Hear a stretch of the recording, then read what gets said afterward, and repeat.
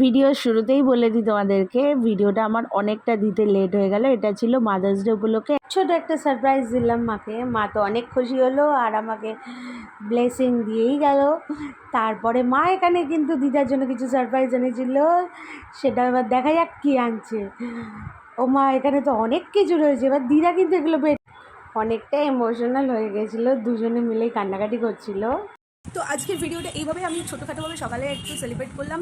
আরও কিছু ছোটোখাটো আয়োজন করেছি মায়ের জন্য, সেটাও আমি বিকেলবেলা সেলিব্রেট করবো, তোমাদের সাথে সব কিছু শেয়ার করবো। তার জন্য কিন্তু ভিডিওটা পুরো দেখতে হবে। তো হঠাৎ করে খুব শখ, চোখ বন্ধ করে নিয়ে আসিস কেন, আজকে তো আমার বার্থডে নয়।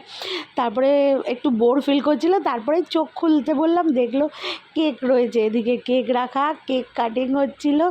মা খুব খুশি, অ্যাকচুয়ালি মা কেক খেতে খুব ভালোবাসে, সেই জন্য আজকে সারাদিন কেক দেওয়া হয়েছে। তারপরে এদিকে মা দিদা খাওয়ার পরে এই সব থেকে বড়ো বাইটটা আমার জন্য। আর মিয়া আমার থেকে একটা খুব সুন্দর গিফট দিয়েছে, ফটো ফ্রেম আর একটা গিফট কার্ডও ছিল।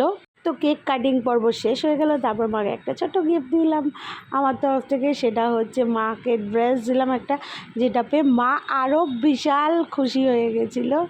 সো মাদার্স ডেটা এইভাবেই পালন করলাম। তোমাদের ভিডিওটা কেমন লেগেছে জানিও কিন্তু। টাটা।